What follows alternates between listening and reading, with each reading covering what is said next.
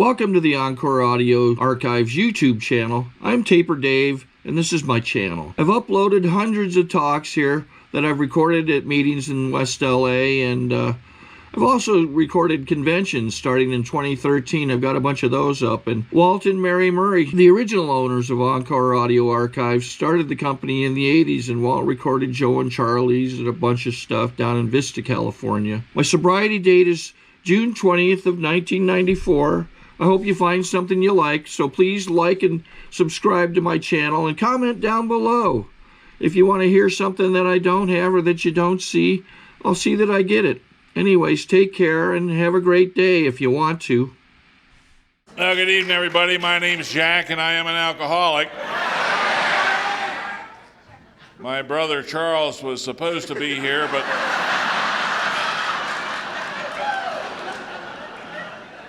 through a series of bad breaks and misunderstandings, he couldn't make it. I come to you from Hagerstown, Maryland, where I am a member of the cleverly named Hagerstown group of Alcoholics Anonymous. Our group is the third oldest group in the state of Maryland, and when our group began, if you had one town, you had one meeting, and that's just the way it was. But, as you know, with a few resentments and a couple of coffee pots, we now have 15 groups and 50-some meetings, but I'm a member in good standing of that group. By that I mean I have a sponsor, my sponsor has a sponsor, and I sponsor people. I have a service commitment there, and when I am in Hagerstown on Mondays, Thursdays, or Saturday when my home group meets, I am there. I want to thank the committee for allowing Dick to invite me to be here this evening. I think it's important that you know who's responsible for my being here this evening. Because if I say anything that offends you during the next 2.5 hours that we're together, you take that up with Dick, because he's responsible for my being here. Now, if I happen to say something that you approve of, well, by all means, see me before you go to the ice cream social, because I need those attaboys. My mom is 94 years old. She was married to my alcoholic father for 30 years. That doesn't have anything to do with my being an alcoholic, but I tell you that because on Wednesday I went by to see her before leaving to come out here on Thursday, and she said, "Where are you going?" I said, "I'm going to Omaha, Nebraska." She said, "Are you going to talk to another one of those AA things?" And I said, "Yes, ma'am, I am." And she said, "You make sure you tell those people that you are not an alcoholic."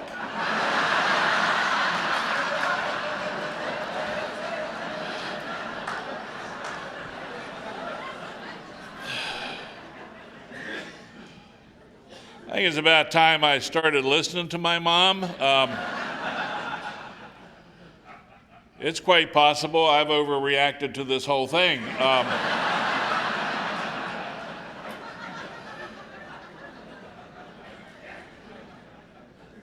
I didn't begin drinking till I was 14 or 15. I'm not sure why I waited so long. I think, like many of you, I could have used a drink in kindergarten. Because I didn't want to take the nap, I didn't want to hold hands crossing the street, and I did want the biggest cookie. But I suspect that alcohol did for me exactly what it did for you when you ingested enough of it to feel the effect produced by alcohol, and that changed the entire reality of my life. And for me, it was indeed the elixir of life. And I knew immediately why my dad drank. It was a shame he couldn't hold his booze like I could, but I knew why he drank. It allowed me to do things which I could not ordinarily do, not drinking. It allowed me to fit in where previously I'd felt apart from. Let me say this at the outset. You mentioned something about cell phones, and quite frankly, I don't like being told what to do and never have. And generally, if somebody tells me to do something, I just do the opposite. So if you're here tonight and you got a cell phone with you, by all means, turn it on. But if you would be so kind to put it on vibrate, and that way you can enjoy your incoming call and you won't disturb the rest of us, okay?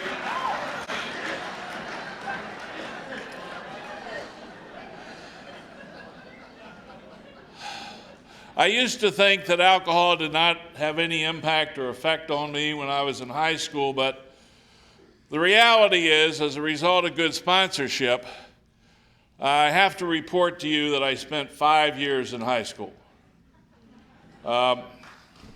Thank you. My people are here.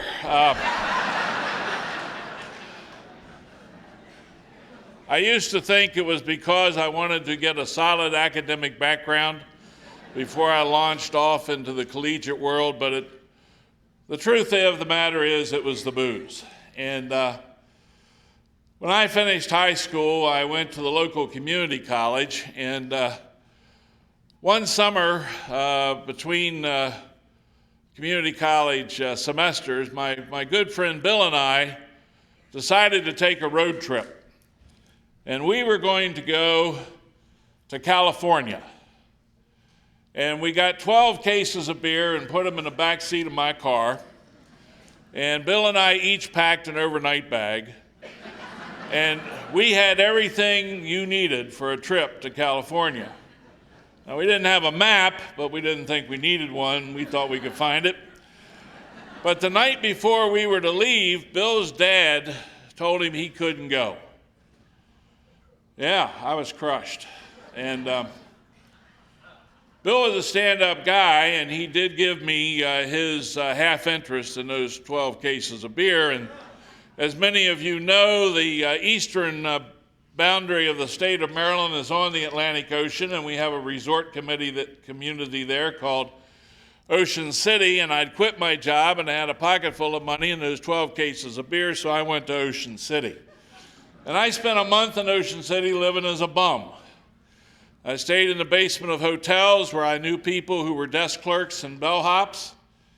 I ate leftover restaurant food at restaurants where I knew waiters and waitresses, half a lobster tail and uneaten crab cake. I didn't have to pay for room. I didn't have to pay for board. I had my 12 cases of beer, and when that ran out, I had that money to spend. And I had a great month in Ocean City. I had such a good time there that I decided I wanted to work in Ocean City. But I'm a keen observer of my surroundings. And it became perfectly clear to me that if you drank like I drank, and you acted like I acted over the course of a summer, it did not matter if you were a beach boy or a lifeguard or a waiter or a waitress, a bartender. If you drank like I drank and acted like I acted, there was a real good chance of getting arrested.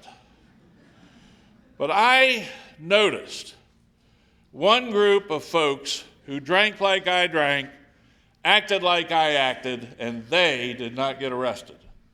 And these were the members of the Ocean City Police Department.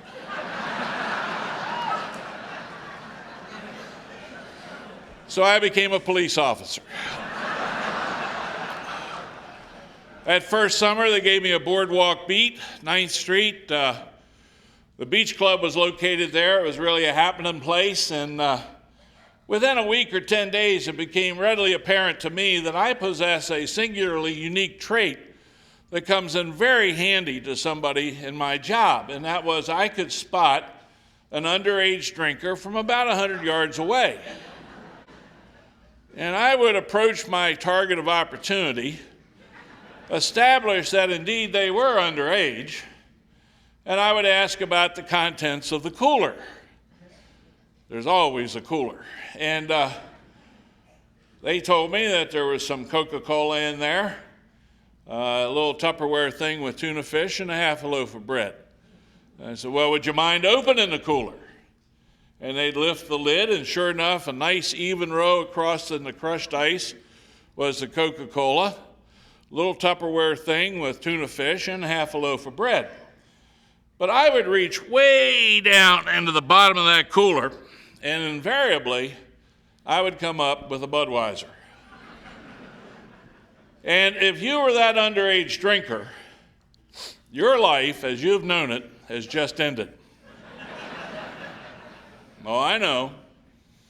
You were planning on going to college. That's not happening. You're going to go to jail. And when that college finds out you've been in the Ocean City jail, they're not going to want to have anything to do with you. Now, maybe you were considering a career in the military. That's not happening either. Because the United States military doesn't need jailbirds like you. As a matter of fact, I'm going to call your mom and dad back in Baltimore at 3 a.m. And I'm going to tell them that you've been locked up in the Ocean City jail. And they got to come down and bond you out. What was that? You'd like to offer a compromise.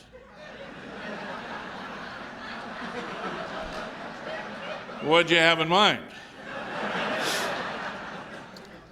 Confiscate the beer? Well, that's certainly worthy of consideration. But you do understand that if I confiscate the beer, I'm going to have to take the cooler. And if I take the cooler, I'm going to take the Coca-Cola and the tuna fish.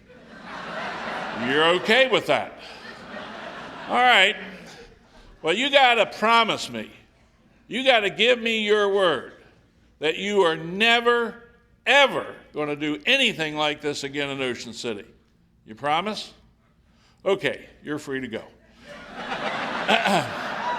Now, it is really hard to walk a boardwalk beat while dragging a cooler full of beer around behind you.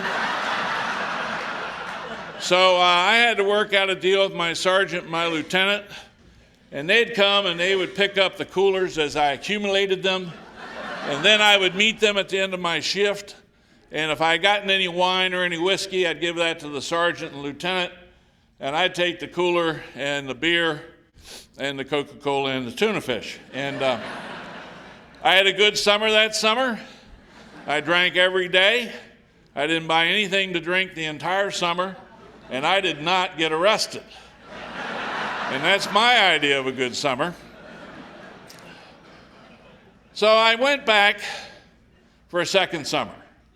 And that second summer, they gave me a squad car of my very own. Lights and sirens, yeah, woo, yeah. One of those big old Ford Crown Victorias. I mean, you can get 3 bodies or 5 coolers into the trunk of one of those things.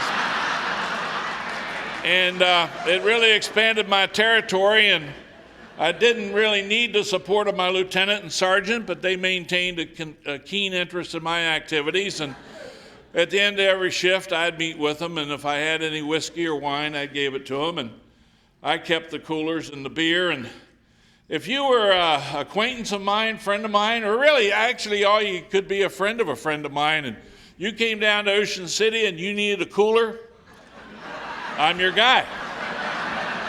I got coolers stacked up to the ceiling on my porch, and I got a no return policy. You take whatever you want and have a great time here in Ocean City, just don't get arrested. And I had a great summer that summer. I drank every day. I did not buy anything to drink, and I didn't get arrested. So, okay, went back for a third summer. I'm going to tell you about an incident that occurred that changed the entire course of my life. Now, I'm a college kid now.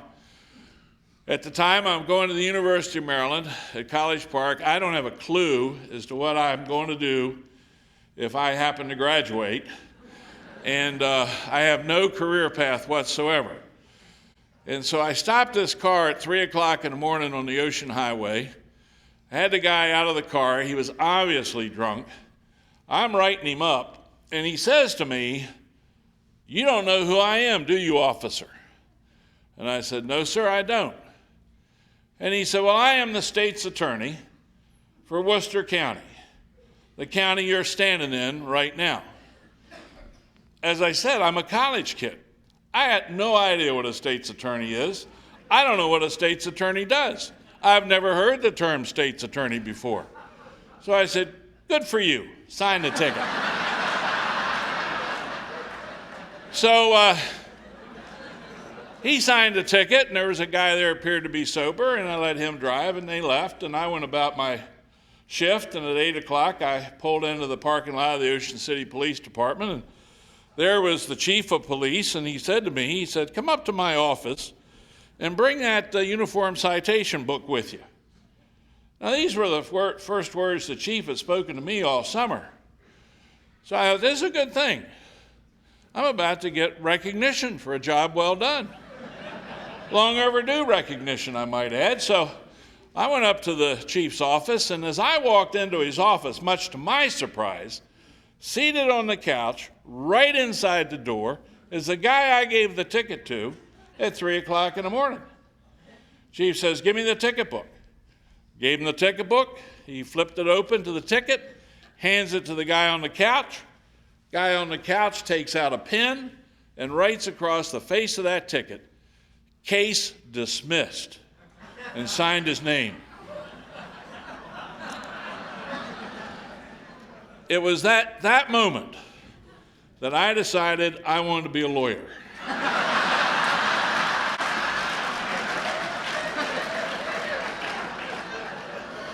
Because if you drank and drove like I drank and drove, the ability to dismiss traffic charges with a stroke of a pen would come in mighty handy. So I went to law school. I had met my wife at the University of Maryland. She and I got married while in law school. And after we graduated, we went back to Hagerstown, where I'd grown up, and I began to practice law.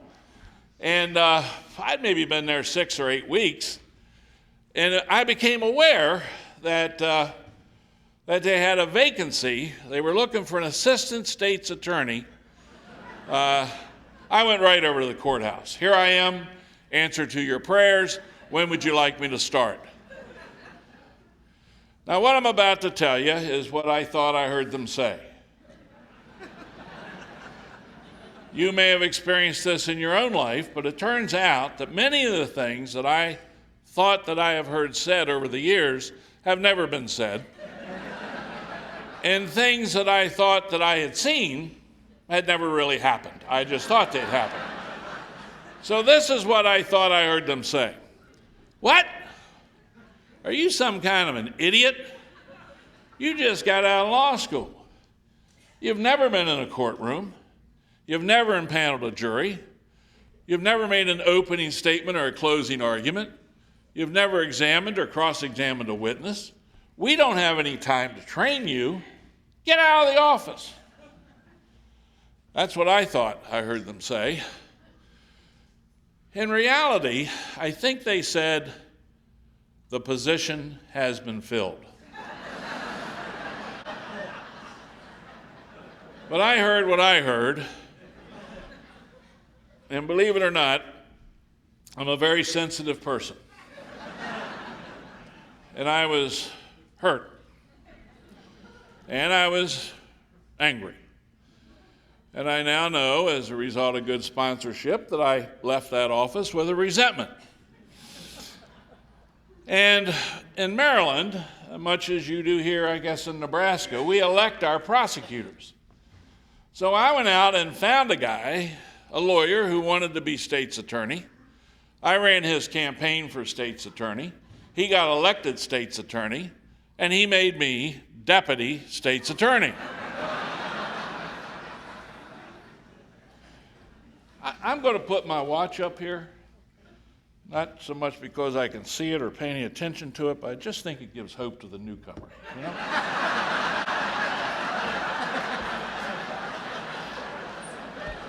Now,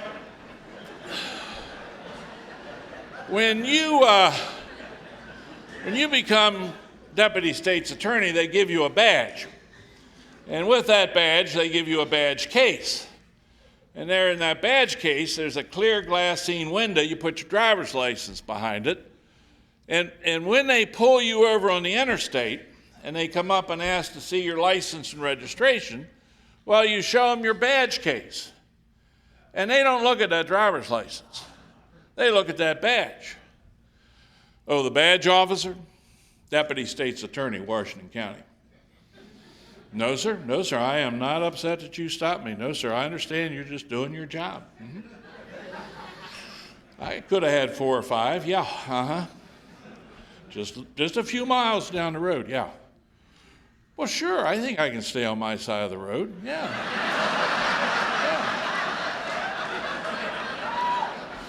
Well, Officer, I just want you to know how much I appreciate the professional courtesy that you're extending to me. Yes, sir. You have a nice night also, officer. Thank you so much. Now, some of you may be gaining a little insight into why I've never been arrested, but it gets better. My boss, the state's attorney, was going to get appointed circuit court judge. And if he got appointed circuit court judge, I'm going to get appointed state's attorney. But in Maryland, maybe in Nebraska this happens, one of our members of our legislature, state senator, stuck his nose in where it didn't belong and screwed the whole thing up, and somebody else got appointed circuit court judge. And I was disappointed for my friend.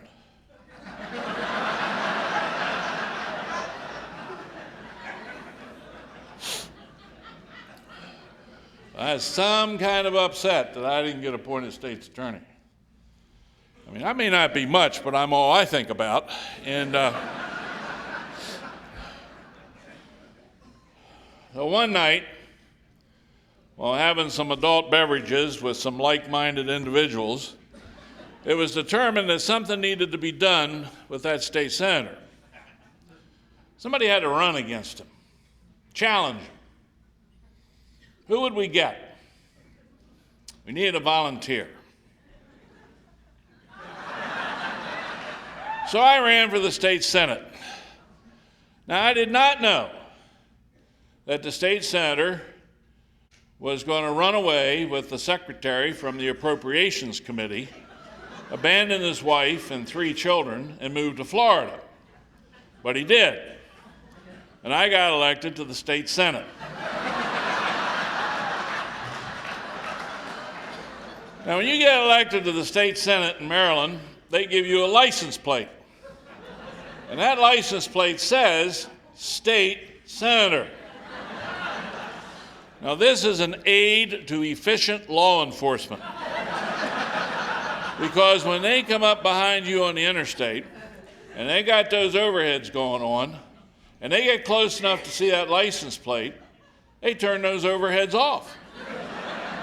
And they come up alongside of you, and they turn that interior dome light on, and they toot. Beep, beep. Hi, Senator. Hi, Trooper. Hold it down, Senator. Okay, Trooper. And that way, you don't have members of the Maryland State Police tied up alongside of the highway with members of the General Assembly when they could be out arresting real crooks.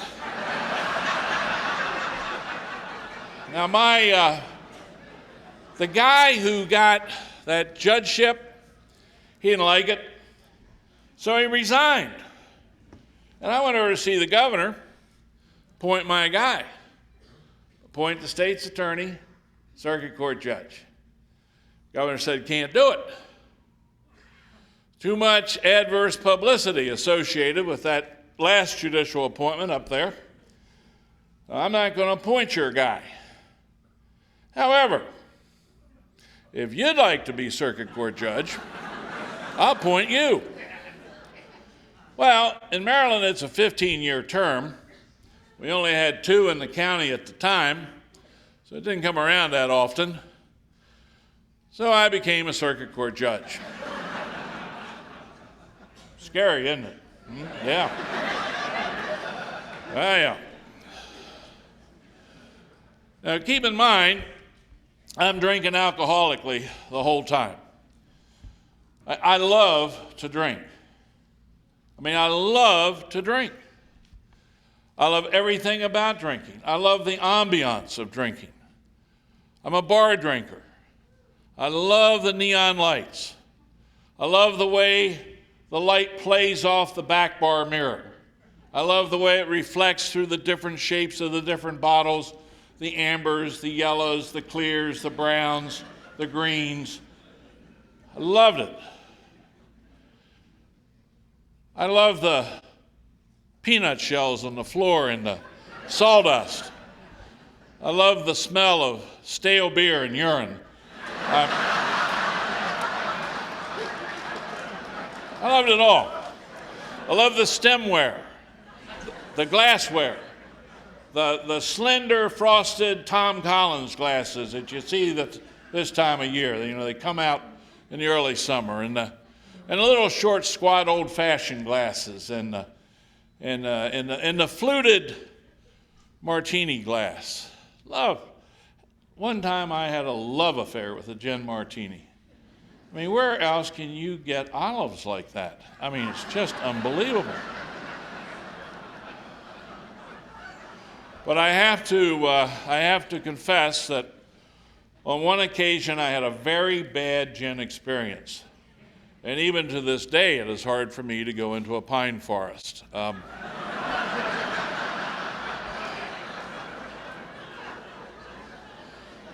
My beverage of choice was Jack Daniel's Black Label on crushed ice with a twist of lemon. I loved it. However, if you came up to me and shoved a brown paper bag at me and said, "Here, Judge, take a pull on this," I would not ask you what was in that bag. Because I know you would not offer it to me if it wasn't good. So, pooh! Good stuff. Good stuff. Sometimes how you have folks over to the house for play cards or watch a ball game, and everybody goes home and you got to clean up and there's cans all around, and whoa, this one's got a little something in it, and oh, wow. What was that? Right, cigarette butt. Yeah, you got. I knew there were some cigarette butt drinkers in here. My people, you don't have to raise your hands. That's okay.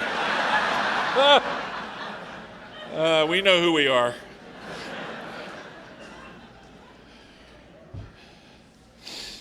It was April the 7th, 1982, and a local attorney and I had determined that we were going out to get drunk. I told my wife that we were going to dinner, but he and I knew that we were going to go get drunk. This is not one of those occasions when I allowed myself to be negligently overserved. We were going to get knee-walking, snot-flying drunk, and we did. And we ended up in a local honky-tonk, and had I known that this was going to be my last drink of beverage alcohol, I want you to know that I would have ordered something else.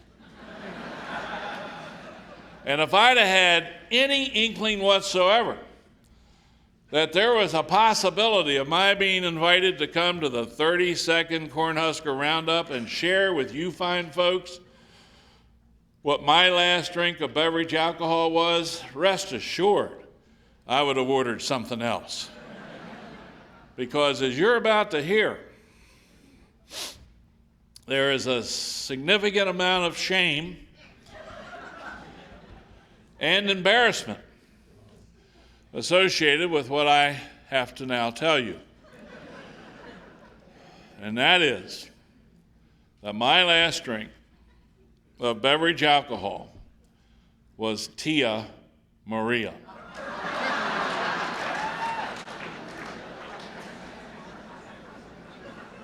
How do you think I feel? I can tell from the expression on some of your faces Because you don't have any idea what Tia Maria is.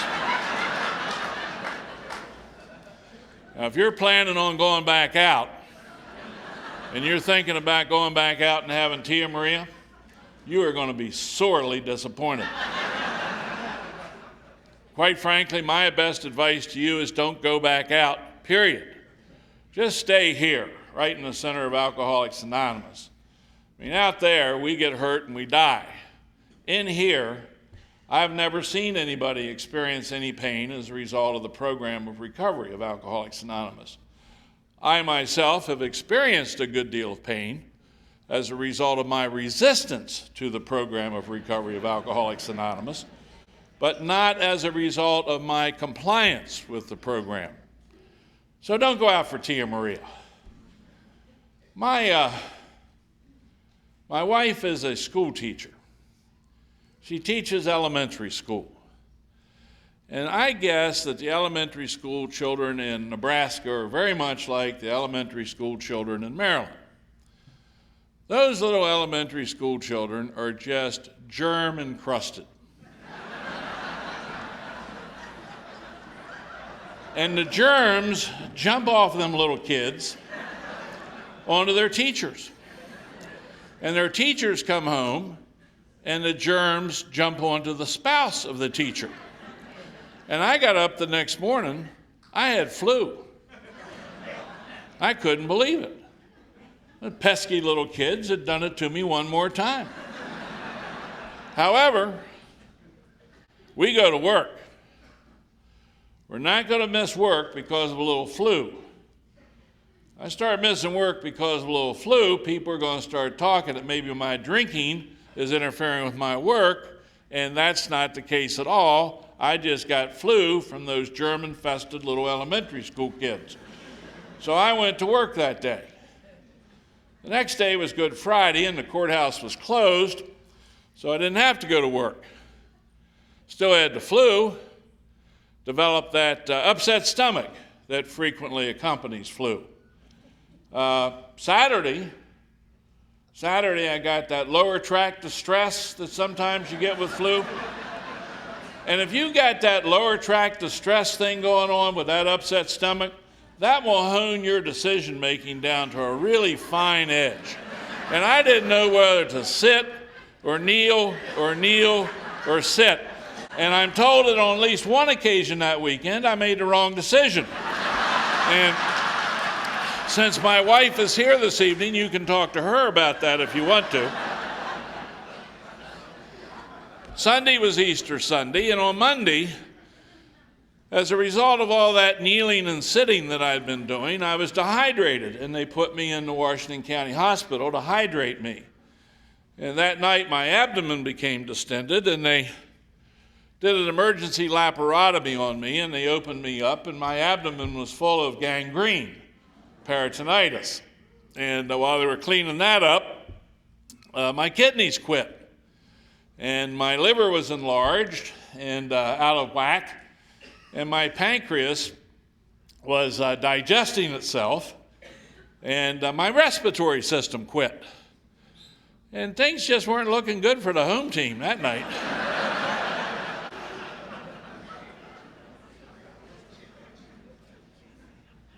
I spent 3 weeks in intensive care at the Hagerstown Hospital, and they got me off the respirator, but everything else continued to deteriorate, and so they told my wife they were sending me down to Johns Hopkins. They were sending me down there to die, they told her. I'm glad they didn't tell me that, because I'd have been discouraged if they'd have told me that. I knew people who had gone to Johns Hopkins and they'd lived, and I knew people had gone to the Hagerstown Hospital and they died, so I was kind of excited about going to Johns Hopkins.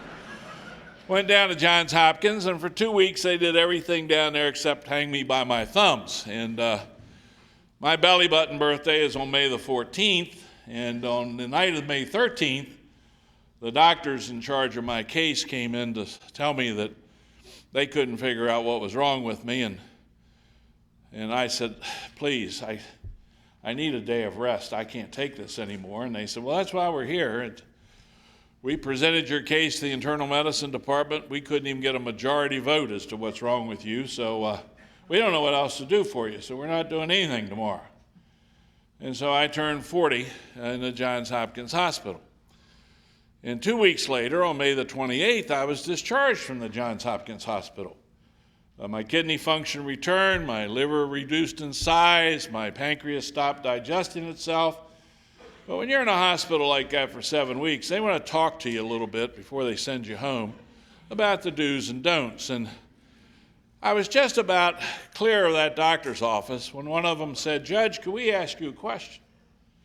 I said, "Sure." They said, "Do you drink?" Well, yeah, I'm a lawyer. Well, I used to be a lawyer, now I'm a judge. When I was a lawyer, I drank with clients, I drank with other lawyers, I drank with judges. Now that I'm a judge, I have to drink with other lawyers, I have to drink with judges. It's a matter of professional obligation. Of course I drink. Well, how much do you drink? Not very much. Why do you ask? They said, "Well, you've got these 3 sensitive organs involved here, and nothing harms the kidneys like liquor or alcohol, and we don't know if you got any permanent liver damage or not, but if you take a drink of alcohol, we don't know what would happen, and alcohol just destroys the pancreas, and we don't know about this pancreas situation with you, and we'd just like you to not drink for a while." Well, how long? A year. Woo. A year. Well, let's see. I haven't had a drink since April the 7th. This is May the 28th. I think I can probably do that. They said, "No, Judge, you don't understand. This is Memorial Day weekend, and we want you to not drink for 1 year from June the 1st. Now, I know there are people in this audience tonight who have already discerned the injustice that these 2 doctors were trying to foist upon me. I was getting no credit for my 7 weeks of continuous sobriety. And I want you to know that an argument broke out between those learned physicians and this knuckleheaded judge over whether I would drink again April the 7th or wait till June the 1st. And we arrived at a compromise. And the compromise was I would not drink until next April the 7th. And then if I thought any of the pain, suffering, and misery which I had just endured had anything at all to do with drinking, then I would choose not to drink until June the 1st. And with that, I walked out of the Johns Hopkins Hospital into the most insane period of my life, not drinking and not changing. Now let me say parenthetically, when I talk to people who are not alcoholic and explain to them the situation and the argument that broke out between me and those doctors, they don't laugh. They look at me like I'm crazy. And of course, that's one of the reasons why I'm here, because I am crazy. This, of course, calls into question your sanity, since you're sitting in here listening to me. But I need to move on. Not drinking and not changing. Not drinking and not changing. It's very close to don't drink and go to meetings. And I surely hope that you find folks here in Nebraska do not tell people don't drink and go to meetings, because we kill people when we tell them that. People believe what we say. And if we tell them don't drink and go to meetings, then they think they can don't drink and go to meetings. And we tell them do 90 and 90, they think if they do 90 meetings in 90 days of not drinking and going to meetings, that that's somehow going to help them. And we got a book that says, you take alcohol away from an alcoholic, the alcoholic gets restless, irritable, and discontented. Well, let me tell you that was a gross understatement in my case. I was pissed off in a spring-loaded position, just waiting for you to say something to me. Not drinking and not changing. And with every passing day of every passing week of every passing month of every passing year that I did not drink and not change, my life became more and more insane. To the point that I knew that I could not pick up a drink, which of course is slow suicide. But I was considering picking up a gun, fast suicide. And that's what we do. If we don't drink and don't change, we either opt for slow suicide, pick up a drink, or fast suicide, drive into a bridge abutment. The sheriff in our community had shot himself to death in the basement of our courthouse. My chambers, my office was on the top floor of the courthouse. I thought that if I shot myself on the top floor of the courthouse, that I would add symmetry to the building. You think that's funny? A sick group of people in here tonight. Woo! There were two guys in Hagerstown, Bob and Ken.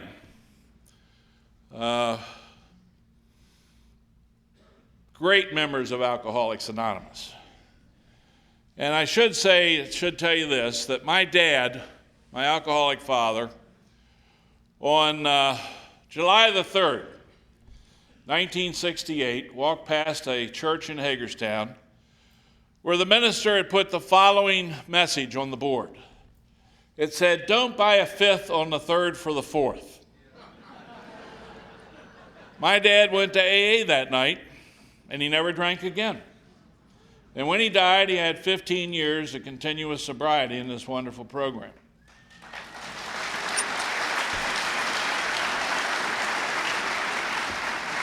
I carry my dad's 15-year chip with my chip. And I hope and I pray that in some way I can repay part of the very large debt that I owe to Alcoholics Anonymous for my father's life. I mean, my dad lost everything. He lost that 30-year marriage to my mom. He lost the respect of my sister when she got married. He was not invited to the wedding. I gave her away. She was afraid that he would show up and he would be drunk. He did show up and he was drunk. He lost a business that he spent some 30 years building from scratch. He lost all the material stuff. He lost his integrity. He lost his sense of self-worth as a man. And Alcoholics Anonymous gave him back the stuff that was priceless. Allowed my father to become a man of integrity again, and to become the man that God had always intended him to be when he was created. And my dad had 15 wonderful years in this program. And Ken and Bob knew my dad, and they came to me, and Bob said, "Jack, we have this book called Alcoholics Anonymous, and we were wondering if you'd like to read it. Find out about your dad's illness."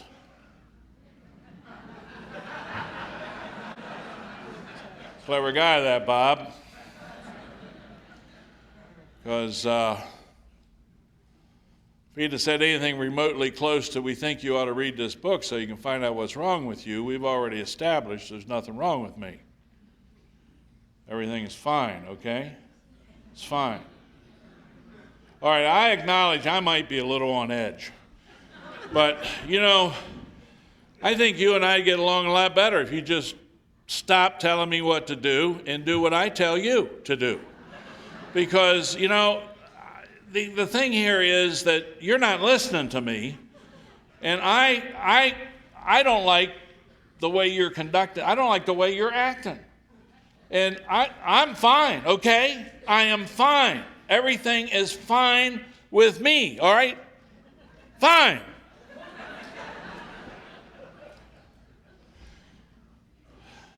Edith, how'd you like to have your DUI in front of me on Monday morning, huh? Fine. Fine. So I read the book. No surprise to me, my father's in there. He's a real alcoholic, as defined by the big book Alcoholics Anonymous. He deserves to be in there. He earned his place in there. What came as a surprise to me is that it seems that I'm in there. I think Ken and Bob had counted on that. It came as a big surprise to me. I mean, that book was written before I was born. How could they possibly know so much about my life and have written so much about me and my experiences before I had even experienced them? So I went back to Ken and Bob, and I told them that I was willing to concede that there was a possibility, a remote possibility, but a possibility nonetheless, that I may have contracted a very mild case of alcoholism, caught it just in time. But you know, that's all Ken and Bob needed. And they started coming to my chambers every Friday, my judge's office, every Friday at noon. They brought their big books and a brown bag lunch, and we would eat together, and then we would pray the Serenity Prayer, and then we would read from the big book, and then they would explain to me the importance of what we had read. And then I would explain to them as Jack sees it.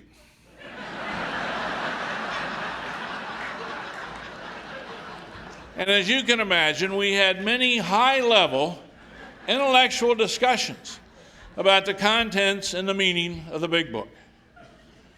I pointed out to Ken and Bob, I think it's important that I point this out to you, that while it is true that I spent 5 years in high school, I think it's important that you know that I got an associate's degree from the community college in 2 years. I got a bachelor's degree from the University of Maryland in 2 more years. And then 3 years later, graduated from the University of Maryland School of Law with honors, I might add, with a Juris Doctorate. And Ken said, Jack, we've got degrees on rectal thermometers, and you know what we do with them.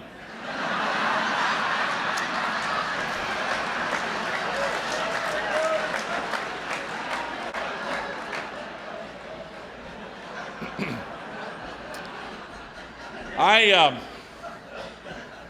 had not heard that before. Since coming to Alcoholics Anonymous, I've heard it quite a bit, but I'd never heard it before that day. They said this in my office. See, Ken and Bob were willing to take the risk of offending me because they knew that I had been offended before and that I'd get over it. They were willing to take the risk of angering me because they knew I had been angry before and I'd get over it. But they knew that I was dying of untreated alcoholism. And if something didn't change, I wasn't going to survive it. Ken and Bob knew the solution. They knew what it was that I didn't know. And they knew that I didn't know what they knew that I didn't know. But they did know that if I'd have thought for a moment that they knew something and I didn't know what it was that they knew that I didn't know, the mere fact that I knew that they knew something that I didn't know would make me angry. But they knew no matter whether I got angry or not, they felt that if they persisted and were consistent in bringing the message of Alcoholics Anonymous to me, that there would come that day when I would know what it was that they knew that I didn't know, and upon finding out what it was that they knew that I didn't know that I didn't know that I knew, or that they knew what I didn't know, that I would no longer be angry, because in Alcoholics Anonymous, you know when you know that you know, and not a moment before.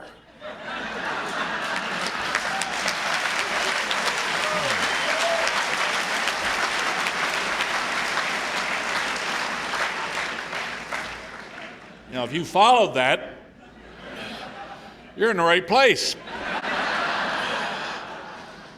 And if you found any of that to be the least bit confusing, you're still in the right place. Just means you don't know.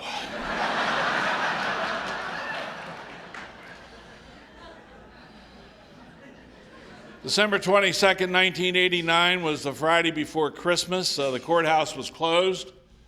We couldn't have our big book luncheon, but we did have a little Christmas luncheon together, and we went our separate ways. And let me say that when I was drinking, my wife and I were separated on 3 separate occasions, and there were women involved.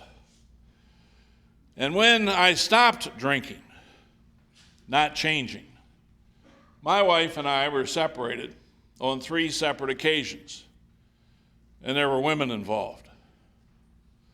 I think that's pretty conclusive evidence that drinking had nothing to do with any of those 6 separations.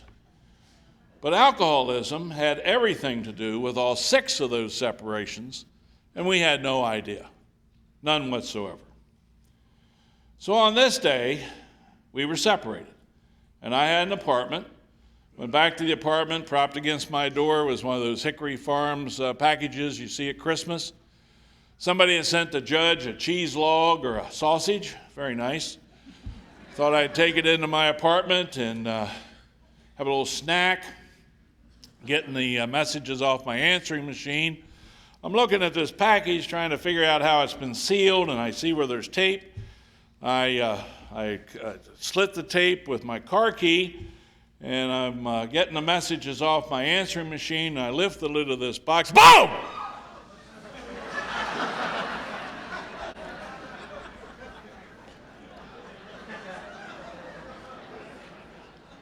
And I got blown back against the wall. Federal judge in Birmingham, Alabama had been killed 10 days before by a package bomb been sent to his home. 5 days before, a lawyer in Savannah, Georgia had been killed by a package bomb sent to his office. I could smell the gunpowder. I knew I'd opened a bomb. There was a fire. I couldn't put it out. I went out in the hallway, pulled a fire alarm. Neighbor came, said he had a fire extinguisher. I went back into where I had a telephone, called 911. When I went to press the buttons, I discovered that part of my right hand had been blown away. When I hung up the phone from that call, felt like somebody was pulling the trousers off my hips. And I looked down on the floor, and I was standing in a puddle of blood, and it was getting bigger and bigger and bigger as I watched it. And I knew I was in serious trouble. My neighbor came, and I asked him if he'd get me a towel, and he did. And I opened my trousers, and I did not have the courage to try to visualize the wound. I just put the towel where I thought I'd been injured and put my back against the wall and slid down on the floor. I was alone, and I was scared, and I was powerless. I didn't know what to do. I could feel life ebbing away, and I didn't know what to do. The only tool that I had available to me was that Ken and Bob and I had begun every one of those Friday lunch meetings with a serenity prayer. And the only thing I knew to do was to ask God to grant me the serenity to accept this thing which I couldn't change. Give me the courage to change what I could and the wisdom to know the difference. And I prayed that prayer, and I prayed that prayer, and I prayed that prayer, and I prayed that prayer. And I can't tell you if it was the 4th, 5th, or 6th time through that prayer, but I can tell you this: God came. And I was overcome by a sense of peace and well-being, the likes of which I had never experienced before in my life. Laying on that floor, not knowing if I would ever see my wife or our 3 children again, I knew it would be all right. If I died on that floor, it'll be all right, Jack. It'll be all right. And the police, fire, and rescue people came through the door of my apartment, and both my eardrums had been blown out, and I really was having difficulty hearing what they said, and I tried to communicate with them, and when I did, I stopped praying the prayer, and this tremendous wave of fear swept upon me, and I told them, I said, guys, you do whatever you have to do, and I'm going back to doing what I have to do. And as soon as I went back to that prayer, that sense of peace and well-being returned. And they cut all my clothes off of me with the exception of my red and green Christmas socks, and they strapped me on a backboard and put me on a gurney and carried me down 3 flights of steps and stuck me in the back of an ambulance, and our local TV station was Johnny on the Spot, and they got a picture of my red and green Christmas socks sticking out the rear of that ambulance, and they took me off to the Washington County Hospital to surgery, and they couldn't find my wife, and they couldn't find my girlfriend, but they found my sponsor, Ken, and they let him come back to where I was being prepared for surgery. Ken held my hand, and we prayed together, and he prayed for me, and they took me up to surgery, and I don't know how shrapnel knows when to stop passing through flesh. I can only tell you what they told me, and that is that they removed a rather significant piece of shrapnel, not resting against, but in close proximity to my femoral artery, and if my femoral artery had been nicked, you'd have a different speaker here tonight, that's for sure. They took me up to a recovery room, and when I came to from the anesthesia, at the foot of my bed was my sponsor, Bob. And Bob was smiling. And let me say here that it's really good to have a sponsor. It's very important to have a sponsor. I mean, if you're here tonight and you don't have a sponsor, there are hundreds of people in this room who are eminently qualified to be your sponsor. Don't leave here this weekend without getting a sponsor. Sponsors just see things differently. They have a different take on things. And I'm looking at Bob, and he's sitting there smiling. I said, Bob, I notice you're smiling. He said, yes, Jack. I said, well, what are you smiling about? He said, I just think it must be wonderful to know that you cannot be harmed. I said, cannot be harmed? I said, somebody just tried to kill me, Bob. He said, oh, I know, Jack. He says, as I understand it, that package you opened contained 4 pipe bombs. He says, one pipe bomb is more than adequate to kill a human being. 2 pipe bombs, a little redundant. 3 pipe bombs round the bend. 4 pipe bombs, Jack? You have really made somebody very angry.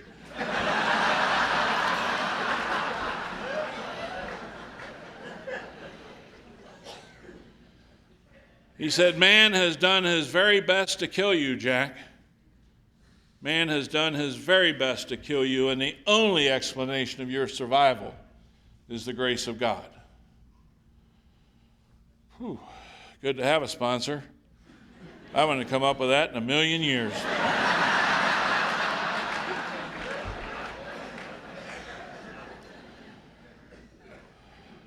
He said, God has spared you for a purpose, Jack. God has work for you to do. I said, really, Bob? What kind of work does God have for me to do? He said, I wouldn't be so presumptuous, Jack, as to hazard a guess as to what God's will for you is in that area. But I do know this. I know it's God's will for you to be a sober member of Alcoholics Anonymous. And that means you're going to have to pray that 3rd step prayer with either me or Ken. You're going to have to do that 4th step inventory, take that 5th step with me or with Ken, make that 6th step decision, pray that 7th step prayer, make that 8th step list, begin making those 9th step amendments so you can live in 10, 11, and 12 and fit and equip yourself to be of maximum service to God and your fellow man. Good to have a sponsor. I wouldn't have come up with that either.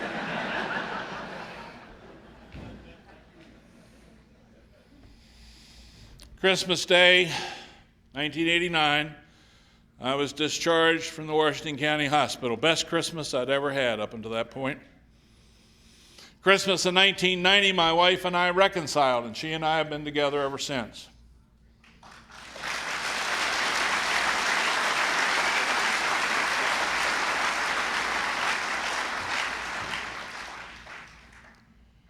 Yesterday, she and I celebrated 43 years of marriage.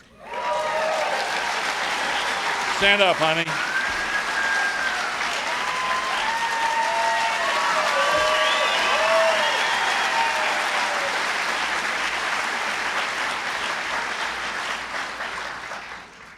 Probably probably going to want to give her a chip for that after this is all over.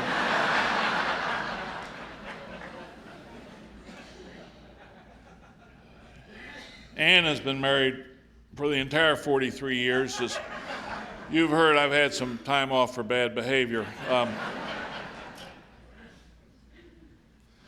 I began this journey through Alcoholics Anonymous. I was angry at God. Bob said, "Why are you angry at God, Jack, after all that's happened to you?" I said, "Because when I was 14, I prayed that my father would stop drinking. He and I had a conversation. He swore he was going to stop drinking. My mom and my sister came home. I told them, Dad and I have discussed this issue. We have agreed that Dad is not going to drink ever again. And joy reigned supreme in our house that night, because this was an answer to prayer for sure. And the next day, my dad got drunk, and I closed the door on God. I didn't want to have anything to do with a God who would play fast and loose with the prayers of a 14-year-old boy. Maybe I was unworthy. Certainly my prayers were unworthy. I began worshiping at the altar of self-sufficiency from that day forward. If I was ever going to be anything, do anything in this life, it was going to be because I did it. And so I set off. Bob said, "How old were you when your dad stopped drinking?" I said, 26. He said, 12 years. He said, "Jack, do you have any idea what 12 years means to infinite God?" Good to have a sponsor. That question had never come up. He said, 12 years to infinite God, Jack, it's a nanosecond. It's an infinitesimal period of time. He said, in point of fact, you got very quick service. What is your complaint? He said, "Tell me about the God of your understanding." I said, "The God of my understanding is an old guy sitting on a throne up high, got long hair and a beard and an ermine robe, got a clipboard and a Sharpie. He's making black marks next to my name. And by the time I was a teenager, I was so far behind that I could never catch up." He said, "What kind of God would you like, Jack?" I said, "I'd like to have a loving, caring, gracious God, a forgiving God who wants only the best for me." He said, "Jack, you can have that God if you'll just take certain steps." Well, I found out that all those meetings that we'd had in my chambers for all that period of time reading that big book, I had what I call today cake mix sobriety. By that I mean if we were to go over to the Hy-Vee and get ourselves a box of Duncan Hines Red Velvet Cake Mix, I can assure you, you can trust me on this, that on the back of that Duncan Hines Red Velvet Cake Mix, Duncan Hines has a 3-step program for the production of a red velvet cake. And if we had a box of that here tonight, I could read it to you from the podium. I could pass it down and we could pass it around in the audience and each of you could read a step. We could talk about the meaning of it. And I'm the kind of guy that having read the back of the box, I'm looking for my cake. I haven't done anything. All those Fridays that we met in my office and we read the big book, and I'm looking for recovery, and I'm not getting it. Read the box of the Red Velvet Cake Mix. Where's my cake? You don't get cake, Jack, unless you open the box and take action on the steps. You don't get recovery unless you take action on the steps. I had cake mix recovery. So I got busy taking action on the steps. I found out in the big book it says that alcohol is not my problem. Alcohol is a symptom of my problem. The problem for the alcoholic centers in the mind. There's something wrong with the way I think. Simply how I think is my problem. S-H-I-T. Simply, how I think is my problem. I'm alcoholic. I'm not wired up right. There's something wrong with me. I need help. I need direction. If you're here tonight and you don't have a sponsor, get a sponsor. If you've been around for a while and you used to have a sponsor, maybe your sponsor's moved away or passed on and you're doing that ism of alcoholism, the I sponsor myself deal in AA. If you're here tonight and you're sponsoring yourself, I don't mean to be rude and I don't mean to be unkind, but you got an idiot for a sponsor.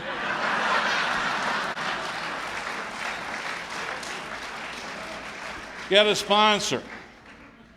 We're not asking you to get married, we're asking you to get a sponsor. Somebody who will save your life.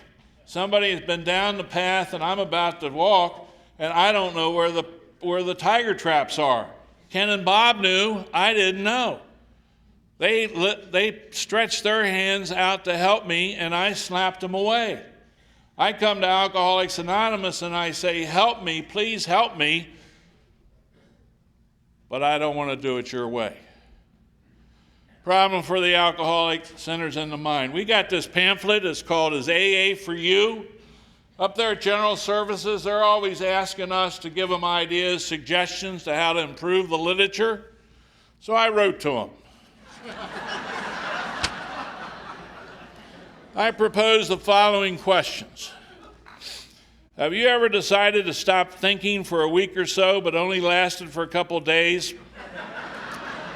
Do you wish people would mind their own business about your thinking and stop telling you what to do? Do you envy people who can think without getting into trouble? Have you had problems connected with your thinking during the past year? Has your thinking caused trouble at home? Do you tell yourself that you can stop thinking anytime you want to, even though you keep thinking when you don't mean to? Have you missed days of work or school because of your thinking? Have you ever felt that your life would be better if you did not think? Write them in New York and tell them what you think.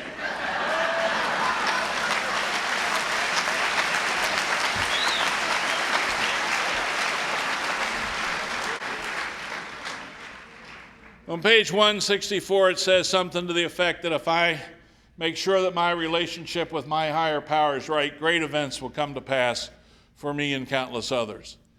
And since beginning this journey, this way of life, great events have come to pass for me and countless others. I'll tell you about one. I went to Founders Day. If you've been to Founders Day, you can get that package where you stay in the dorms and you eat in the dining hall. And on Saturday, you have breakfast, lunch, and dinner, and they tell you where you have to sit and have to fill up every chair, and then somebody comes and you meet a new person sitting across from you at every meal. And it was Sunday morning, and I was down shaving, and this guy comes into the bathroom, and he says, "Hi, I'm Woody from Baltimore." And I said, "Well, I'm Jack from Hagerstown." And he said, "Oh, I come to Hagerstown all the time." I thought maybe he's a truck driver. I said, "What do you do, Woody?" He said, "Me and my sponsor, we bring a meeting up to that prison in Hagerstown once a month." I said, "Geez, Woody," I said, "I am embarrassed to talk to you." I said, "I live 10 miles from that prison. I don't know a single person who takes a meeting into that prison." He said, "Well, would you like to go with us?"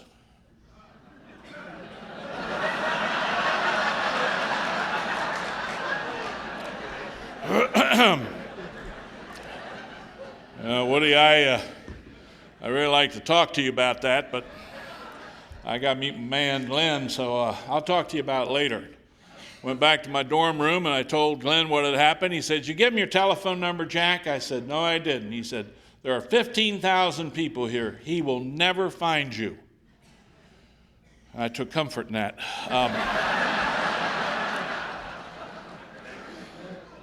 So we went over and we went through the buffet line and we got our breakfast, and they told us where to sit, fill in every chair, fill in every chair, fill in every chair, fill in every chair. Oh, good, here they're coming down the other side. They're coming down the other side.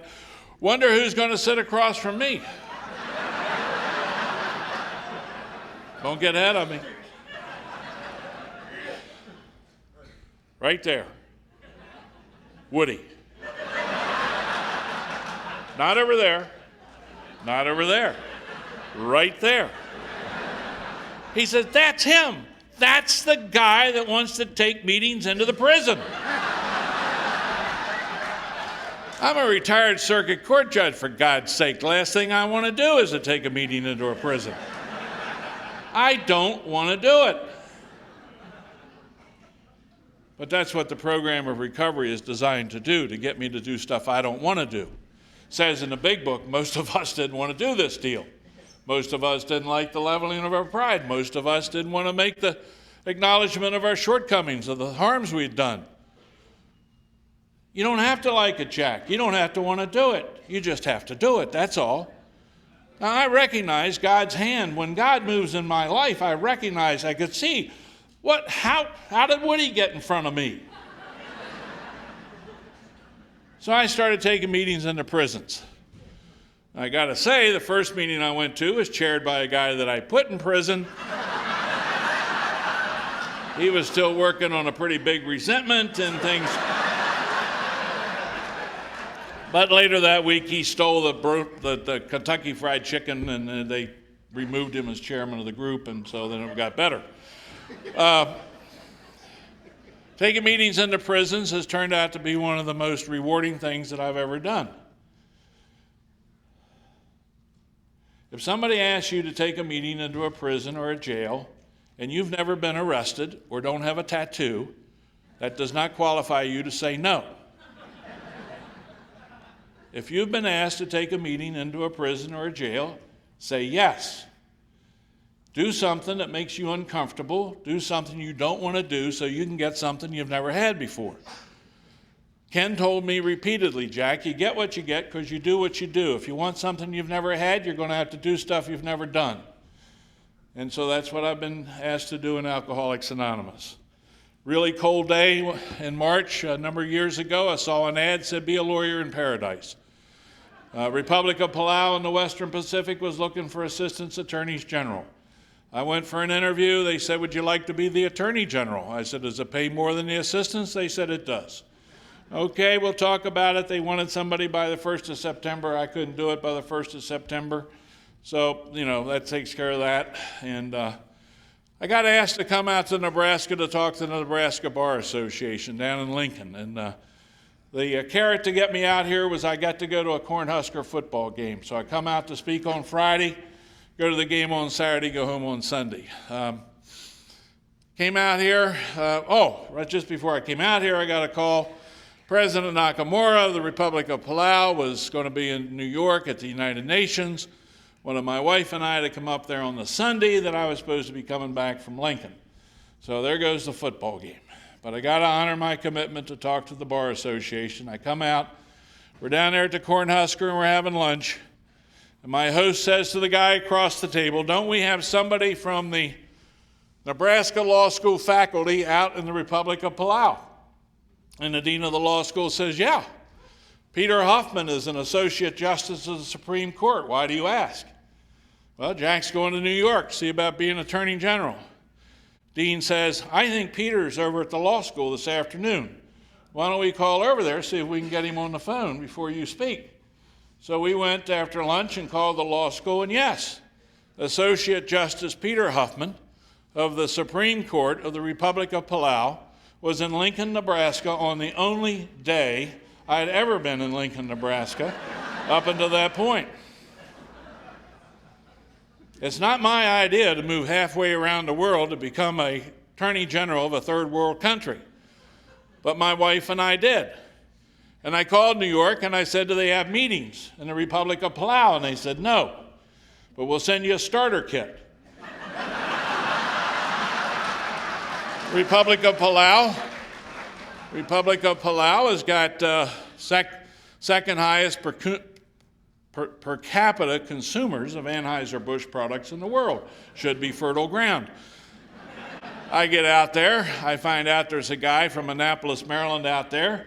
Might know something about Bill W. I call him up. I said, are you a friend of Bill W.'s? He said, yes, I am.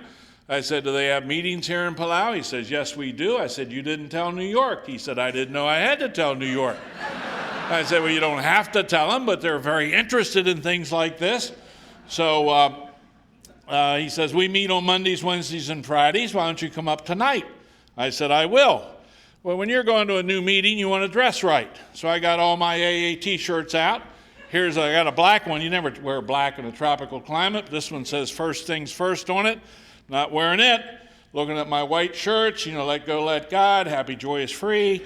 This little black shirt's going, wear me, wear me, wear me. Well, the only way you can shut that voice up is do what it wants you to do. So I put it on and I went up to the National Hospital and I found the meeting, and 2 Americans and 3 Palauans welcomed me to the First Things First group of Koror, Palau. And I love it when God does a bank shot. Just to tell me I'm where I'm supposed to be at that moment. That it's okay, Jack, I'm paying attention, I know what I'm doing, it's all right. We've got this other pamphlet here called A Member's Eye View of Alcoholics Anonymous. I think it's the finest piece of literature we have. The longer I'm in AA, the less I really seem to know. But I know that I'm in Alcoholics Anonymous tonight because somebody prayed. And I know that if you're here tonight, you're in Alcoholics Anonymous because somebody prayed. Maybe a lot of somebody's prayed. Maybe you lifted up that alcoholic prayer, God help me, please help me. Your mom prayed, your husband, your wife, your kids, your aunts, your uncles, a lot of people prayed. You're here because somebody prayed. You may not like that, and quite frankly, I don't care. It's just the way it's the truth, and that's the way the truth is. Truth doesn't care whether you like it or not. The truth is just the truth. There's somebody in this audience here tonight who had absolutely no intention of attending this meeting, and yet here you are, not by accident. I know this for a fact, and I think you can agree to this, that the people assembled in this room at this very moment have never been assembled together in the history of the world, and we are never going to be assembled together again. And our book says there is one that has all power. That one is God. May you find him now, right here, right now. We are not here by accident. We are not here by accident. At the end of this pamphlet, the author writes, Sunday, in the churches of many of us, that we read that portion of the Gospel of Matthew, which recounts the time when John the Baptist was languishing in the prison of Herod. In hearing of the works of his cousin Jesus, he sent 2 of his disciples to say to him, Art thou he who is to come, or shall we look for another? And Christ did as he so often did. He did not answer them directly, but wanted John to decide for himself. And so he said to the disciples, Go and report to John what you have heard and what you have seen. The blind see, the lame walk, the lepers are cleansed, the deaf hear, the dead rise, the poor have the gospel preached to them. Back in my childhood catechism days, I was taught that the poor in this instance did not mean only the poor in a material sense, but also meant the poor in spirit, those who burned with an inner hunger and an inner thirst, and that the word gospel meant quite literally the good news. A number of years ago, 2 men, Bob and Ken, working singularly and together, maneuvered me into AA. If they were to ask me, tell us what you found, Jack, I would say to them what I say to you now.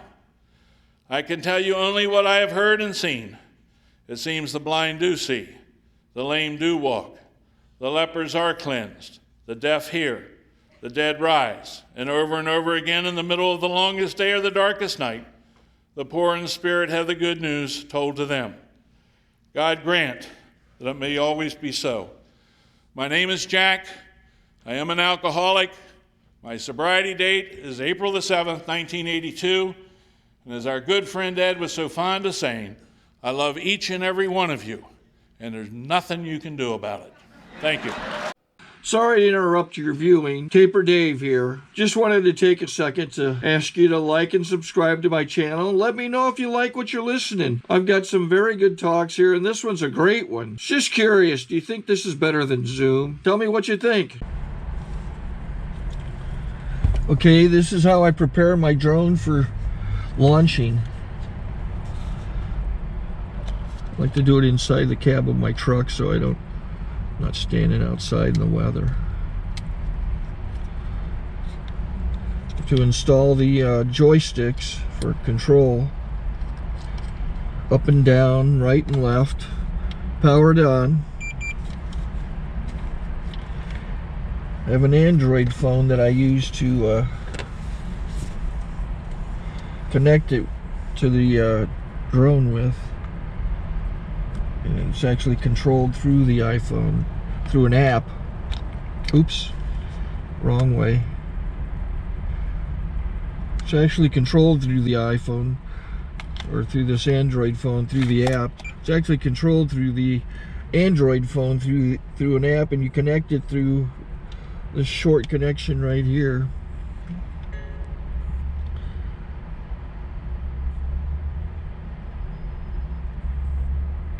Remote control connected. Remote control's connected. So I pull out the drone. I have to extend the legs. Long legs extended first, then the short legs. Remove the gimbal protector. Set that aside, then power it on one short burst, then one long burst. I lay it down. So I have to go to calibrate. So the drone's not connected yet. It shows you here as this drone gets disconnected, even though the remote's powered on. So the drone has to establish it's connected. So I go into the app to calibration mode. First I'll calibrate the remote controller. Start calibration.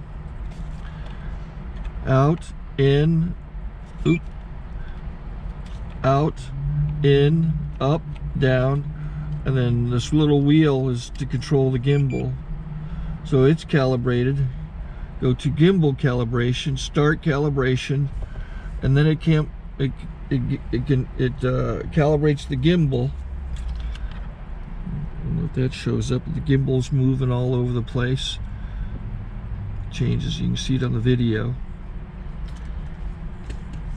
And I'm calibrated to take off. It's acquired 7 satellites at the moment. There are 26 satellites up in the sky, which it has to acquire before you can take off. So it's connected. It's got enough satellites. This is white. I can go to press this little arrow button, swipe right to take off, and it would start the motors if I slid this to the right. But I'll wait till I get outside. Don't want to do it inside.